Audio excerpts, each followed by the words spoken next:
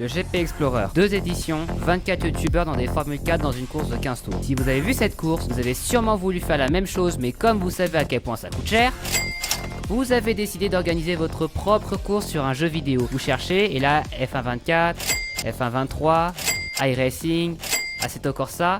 Le problème c'est que tout est payant et vous posez sûrement la question, est-ce que je peux organiser une course sans payer? En plus j'ai pas de volant, ok c'est foutu. Et bah non ça l'est pas, car il existe un jeu qui a plusieurs années, un jeu dont le nom est souvent confondu avec un autre mais qui fait parfaitement l'affaire. Bref je suis Cryo, tu sais pas qui je suis, je sais pas qui t'es, mais laisse-moi te faire découvrir Life for Speed. Life for Speed, que je vais abréger par LFS, est un jeu où on peut jouer avec clavier, souris, manette et volant. Ce jeu est sorti en 2002 et ça se voit quand on compare les graphismes du jeu par rapport à ceux d'autres jeux. Mais en plus de ne pas avoir les meilleurs graphismes, vous verrez qu'en installant le jeu, vous n'avez accès qu'à un seul circuit. Et pire que ça, vous n'avez que 3 voitures. Alors pourquoi jouer à ce jeu s'il n'y a pas plus? Et je vous répondrai, est-ce que vous avez vraiment besoin de plus? Au début de la vidéo, je vous parlais d'organiser le GP Explorer qui était une course de Formule 4. Mais d'abord, c'est quoi une Formule 4? Pour bien comprendre dans quoi on s'embarque, la Formule 4, c'est la première monoplace de promotion pour les futurs pilotes de F1. Le schéma classique, c'est tu fais du karting, tu deviens super bon en karting, et l'étape d'après, c'est la Formule 4, puis évidemment la Formule 3, Formule 2, et vous l'aurez compris, la Formule 1. On a eu la chance de rencontrer Esteban Masson, qui est ni plus ni moins le champion de France de Formule 4 de l'année dernière. Donc le mec s'y connaît un minimum, et il a pu nous donner quelques tips, c'était absolument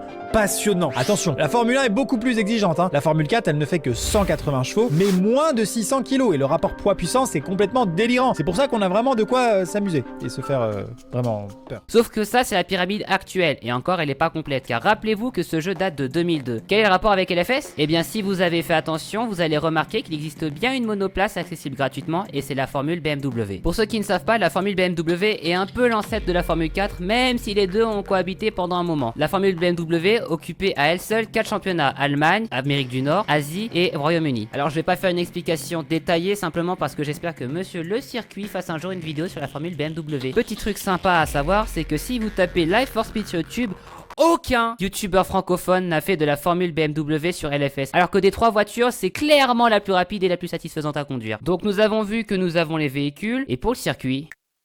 Bon, celui-là, je ne le recommande pas et je pense que vous voyez pourquoi.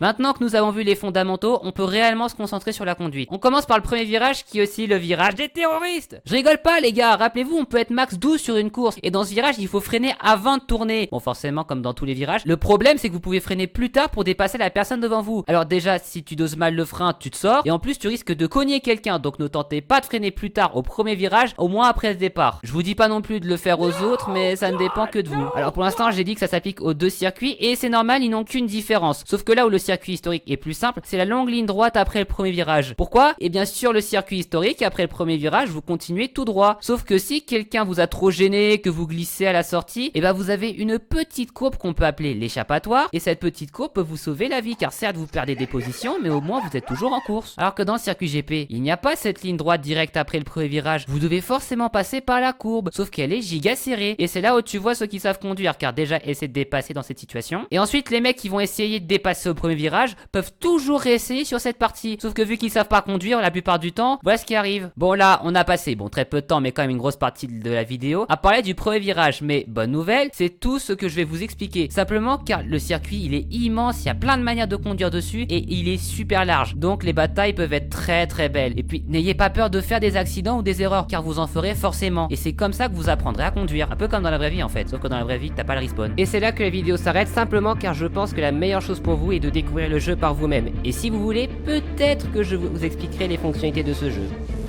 On se fait une course ?